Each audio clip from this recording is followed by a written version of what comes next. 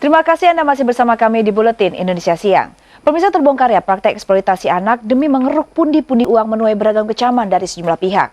Tidak hanya berpengaruh pada faktor psikis, eksploitasi yang kerap berujung pada kekerasan juga berdampak pada tumbuh kembang anak.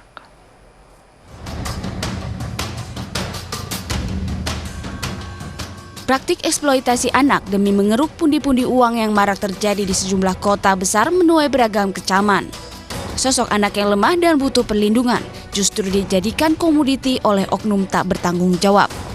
Kondisi ini jelas merupakan ironi. Pasalnya, faktor eksploitasi yang kerap dibumbui kekerasan hingga penggunaan obat penenang bisa berdampak pada gangguan perkembangan psikis hingga tumbuh kembang anak.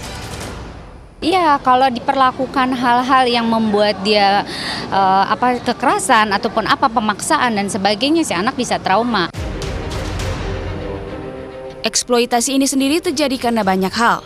Namun, sebagian besar diantaranya didorong faktor ekonomi dan keinginan meraih uang dengan cepat. Faktor inilah yang kemudian lantas membuat oknum tak bertanggung jawab melihat celah melakukan eksploitasi dengan memperkerjakan anak di bawah umur. Sekarang ini memang eksploitasi dilakukan oleh orang-orang yang tidak bertanggung jawab.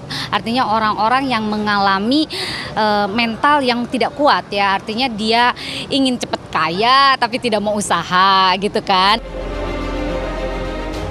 Sementara itu, senada dengan pemaparan dari psikolog Lita Gading, Wakapolres Jakarta Selatan AKBP Surawan menyebut IR, MR, ER dan SM tersangka eksploitasi anak yang berhasil ditangkap jajarannya pekan lalu kerap kali melakukan penganiayaan.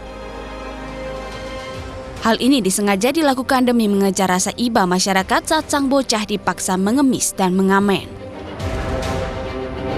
Para tersangka ini rata-rata mereka menggunakan anak-anak ini atau mengeksploitasi anak-anak ini dengan cara mereka disuruh untuk mengemis, kemudian menjadi joki kerinduan, kemudian juga untuk menjadi pengamen. Selain memproses ancaman hukuman yang akan dijatuhkan kepada 4 tersangka, kepolisian juga berencana untuk melakukan tes DNA terhadap seorang bayi berumur 6 bulan korban eksploitasi yang belakangan diakui sebagai anak dari 2 dari 4 tersangka.